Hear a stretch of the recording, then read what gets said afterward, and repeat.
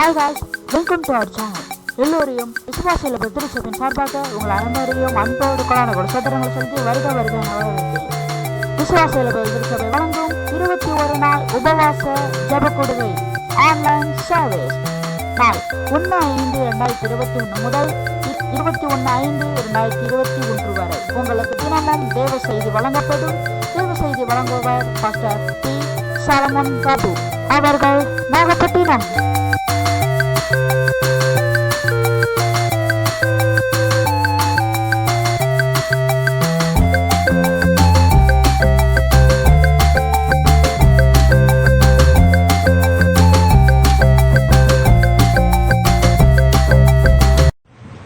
கர்த்தருடைய நாமத்துக்கு மகிமையுண்டாவதாக. மீண்டுமாய் இந்த சண்டே ஆராதனையிலே உங்களோடு கூட பகிர்ந்து கொள்வதற்கு தேவன் கொடுத்த அந்த நல்ல நாளுக்காய் நன்றி செலுத்துகிறோம். கர்த்தருடைய சமூகத்திலே நாம் காத்திருப்போம். யாவரும் கண்களை மூடி தேவனுடைய கருத்தில் ஒப்புக்கொள்கிறோம். மகாவுலகத்திலே வாசம் செய்கிற நல்ல ஆண்டவரே, இந்த காலை வேளையிலே கூடி வந்திருக்கிற யாவர் மேலும் தேவனுடைய கிருபையும் தேவனுடைய சமாதானமும் ஆண்டவரே தேவ சித்தத்தை நிறைவேற்றுகிற பிள்ளைகளை மாற்றி கொடுக்க கிருபை தருவதாக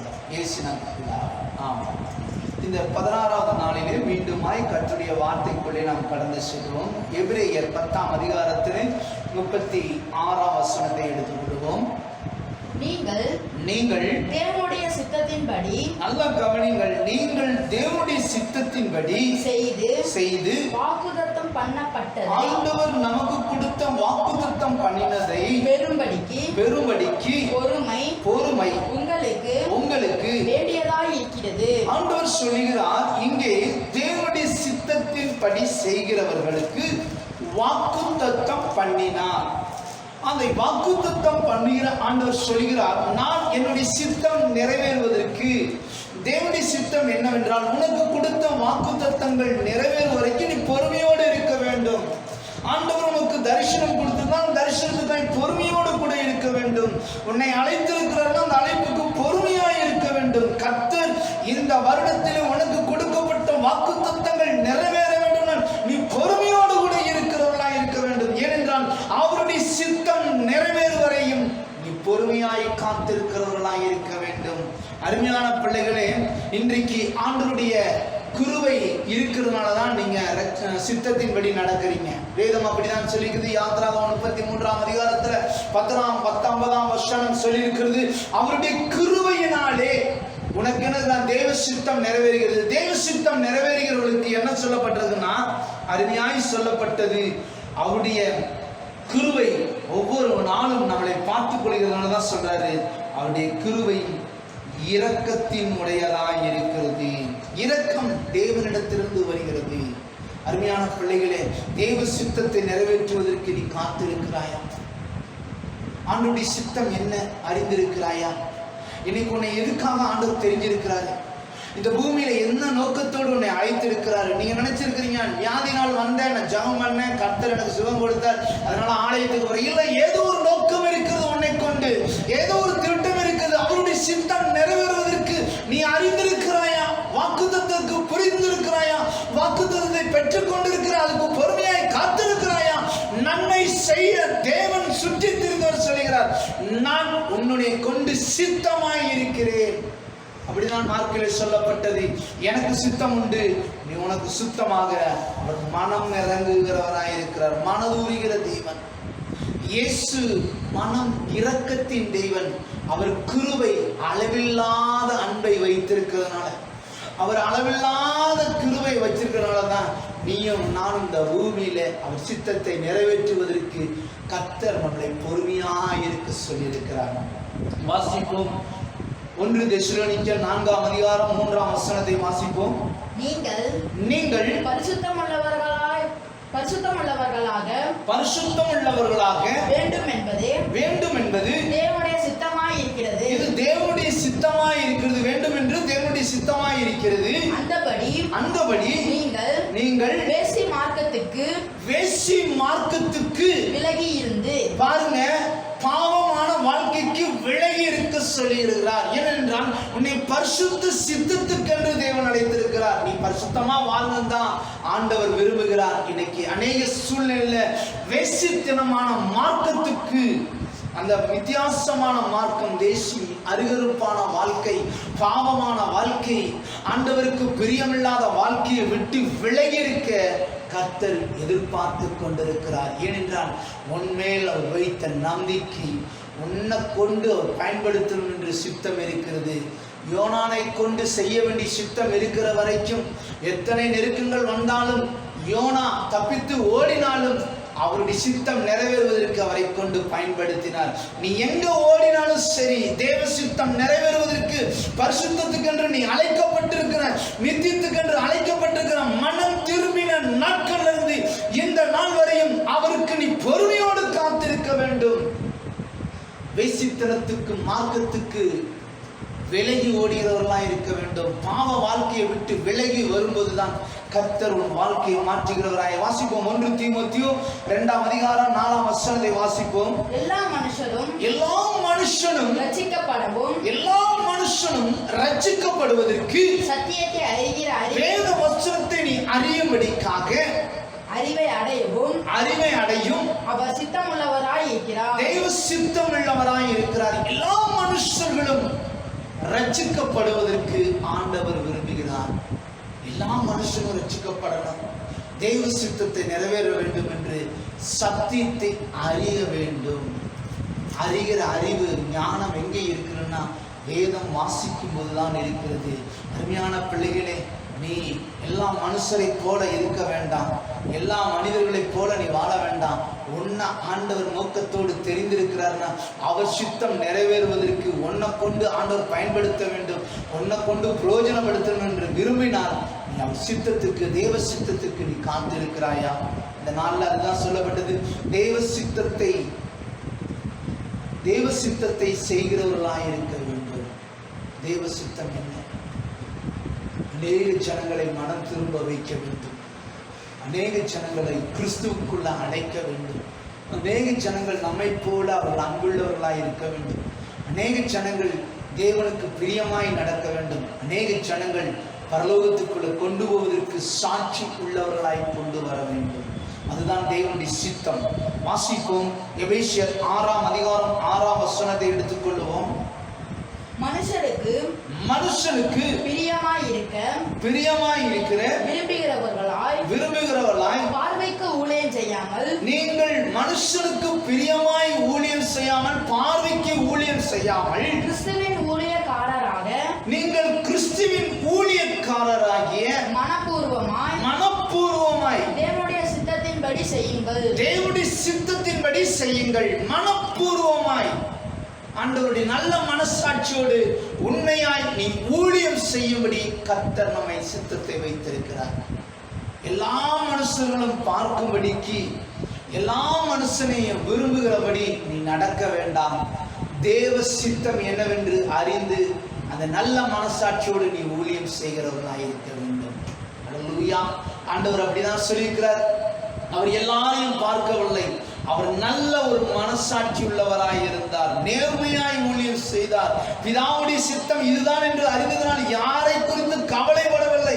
அவர் நிறைவேறுவதற்கு தன் சித்தத்தை கொடுத்தான். ஏனென்றால் ஆண்டவருடைய சித்தம் என்னவென்றால் எல்லா ஜனங்களையும் அன்பாய் நேசிக்கிற ஒரு சித்தம். அவர் கிருபைக்குள்ள வைத்திருக்கிறார், அவருடைய நல்ல ஈவை கொடுத்திருக்கிறார். ஆண்டவருடைய சித்தம் என்னதென்று அறிந்ததனால் உன்னை தேவன் தப்புவிக்க வல்லவராய் இருக்கிறார். அவர் செய்ய நினைத்தது, உன்னை கொண்டு செய்ய நினைத்தது ஒன்றும் தடைபடாது. யோனான் இல்லைனாலும் எலியா இருக்கிறார், எலியா இல்லைனாலும் நீ இருக்கிறாய். ஏனென்றால் அவருடைய சித்தத்தை நிறைவேற்றுவதற்கு யாரை கொண்டாவது அந்த காரியத்தை நிறைவேற்றுகிறவராய் இருக்கிறார். நம்ம நினைக்கிறோம் என்ன இல்லாம அந்த ஊழியம் செய்ய முடியும். இல்லை, நீ இருந்தாலும் இல்லாட்டி கர்த்தர் யாரை கொண்டாவது அவருடைய கிருபையின் ஊழியத்தை செய்து கொண்டு வருகிறார். இந்த ஊழியம் என்னுடையது அல்ல, இந்த ஊழியம் உன்னுடையது அல்ல, இது தேவனுடைய ஊழியம், தேவனுடைய சித்தம். எல்லா மனுஷனுக்கும் பார்வைக்கு பிரியமாய் நடக்காதீங்க. தேவனுக்கு பிரியமான காரியத்தை செய்ய, தேவனுக்கு பிரியமான சித்தத்தை செய்ய, தேவ சித்தத்தை நிறைவேற்றுகிற ஒரு நல்ல பாத்திரவான்களாய் இருக்க வேண்டும். உண்மையுள்ள ஒரு ஸ்தானாதிபதி. ஆண்டவர் உண்மையுள்ளவர் என்று கருதி இந்த ஊழியத்தின் பொறுப்பை நம்மிடத்தில் கொள்வோம். ஒருவன் எனக்கு ஊழியம் செய்வானால் பிதாவானவரை கனப்படுத்துவார் என்று சொல்லுது. எந்த ஊழியக்காரன் எந்த கிராமத்தில் எப்படியாப்பட்ட இடத்துல இருந்தாலும் சரி, ஆண்டவர் உன்னை கொண்டு செய்யணும் என்று சித்தம் வைத்திருந்தால் அது நிச்சயமாய் நிறைவேறும்.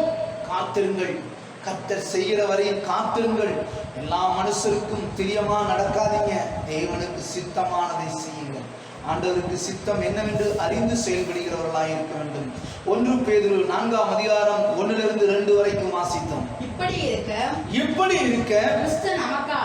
கிறிஸ்து உனக்காக மாம்சத்தில் பாடுபட்டபடியால் நீங்களும் அப்படிப்பட்ட சிந்தையை ஆயுதமாய் தரித்துக் கொள்ளுங்கள். போதும். மாம்சத்திலே பாடுபட்ட இயேசு சிந்தையிலே ஆயுதமாய் எடுத்துக்கொள்ள வேண்டும். என்ன ஆயுதம்? அவர் இந்த உலகத்தில் எத்தனையோ பாடுகளை சகித்தார். இந்த உலகத்தில் இருக்கும்போது அவர் கூட அரசாங்கத்துக்கு வரி கட்டினவர் தான். இந்த உலகத்தில் இருக்கும்போது ராயனுக்கு செலுத்த வேண்டியது ராயனுக்கு செலுத்தினார், தேவனுக்கு செலுத்த வேண்டியது தேவனுக்கு செலுத்துறோம். இன்னைக்கு அநேக சூழ்நிலையில தேவனுக்கு செலுத்துறதில்லை, ராயனுக்கு செலுத்துறதில்லை. நாம் எதிலோ வஞ்சிக்கிறோம். ஆண்டவருக்கு பிரியமாய் நடக்கும்போது கொஞ்சத்தில் உண்மை உள்ளவன் அநேகத்தில் ஆசீர்வதிக்கப்படுகிறவர்களாயிருக்கும். அருமையான விசுவாசிகளே, உனக்கு கர்த்தர் கொடுத்த வருமானத்தில் கர்த்தருக்கென்று கொடுக்கிற இந்த காணிக்கையும் தசமபாகத்தையும் சரியாய் செலுத்த வேண்டும். அதுவும் சித்தம், தேவ சித்தம். உனக்கு கொடுக்கப்பட்ட வருமானத்தை கர்த்தர் ஊழியத்துக்கு கொடுங்க. கொடுக்கிறத தரித்திரனாகுவதில்லை. கொடுத்து பாருங்க, உன்னை ஐஸ்வர்யவனாய் மாற்றுவார். அவர் சித்தம் என்னவென்றால் உன்னை கொண்டு ஒரு ஊழியத்தை சிறப்படுத்தலாம், உன்னை கொண்டு அநேக ஜனங்களை ஆசீர்வதிக்கலாம், உன்னை கொண்டு அநேகர்களுக்கு சுகத்தை கொடுக்க ஒரு வருமானத்தை கர்த்தர் கொடுக்கலாம். உன்னை கொண்டு ஜெபிக்கிற ஒரு வாரமுள்ளவனாய் வைத்திருக்கிறார். உன்னை கொண்டு கர்த்தர் ஒரு துதிக்கிற ஒரு வாரமுள்ளவனாய் வைத்திருக்கிறார். உன்னை கொண்டு கர்த்தரை ஆராதிக்கிறவனாய் வைத்திருக்கிறார். உனக்கு தேவ சித்தம் என்னதென்று பகுத்தறிந்து தேவ சித்தத்தை நிறைவேற்றுகிறவர்களாய் இருக்க வேண்டும். ஆமென். வாசிப்போம். பிலிப்பியர் 4ஆம் அதிகாரம் 7ஆம் வசனத்தை எடுத்துக்கொள்வோம். அப்பொழுது எல்லாவற்றுக்கும் மேலான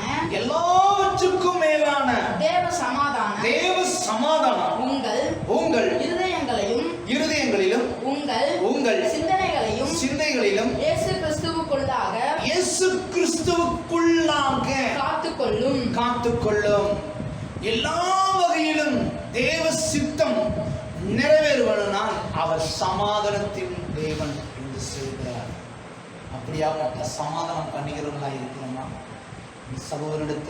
சகோதரிடத்திலே, உற்றார் உறவினரிடத்திலே, நண்பரிடத்திலே, மற்றவரிடத்திலே மிகவும் கசப்புள்ளவனாய் இராதபடிக்கு எல்லாரிடத்திலும் சமாதானம் பண்ணுகிறவர்களாய் இருக்க வேண்டும்.